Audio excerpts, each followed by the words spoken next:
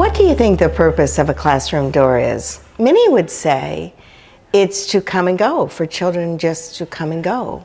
Or others might say that it's to keep children in the classroom or out of the classroom, or perhaps it's to protect you from the weather elements. I say the purpose of a classroom door is much, much more. The purpose of the classroom door is to help children transition from their outside world to your inside world.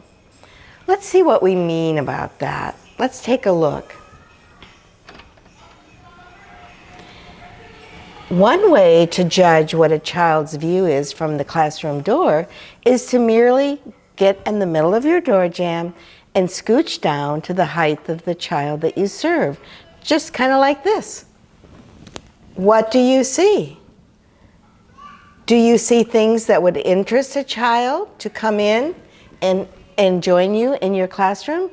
Do you see items of curiosity, items of excitement? What do you see? If you see custodial, if you see perhaps table legs or backs of cabinets or cubbies, that might be a sign for you to perhaps rearrange your classroom. Let's take a look. To improve children's view, add home-like elements, such as a couch or a cozy chair. You might also want to have a ritual before coming into the classroom, maybe some name stones that they find their name on a stone and put it in a basket, announcing that they are here.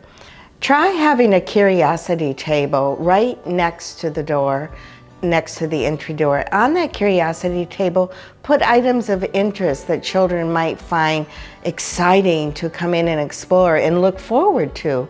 You might even want to try a box with a lid on it and put something really fun inside of that box. So children, when they come in, the first thing they do is they look inside that box and find out what you have put in that box, especially for them.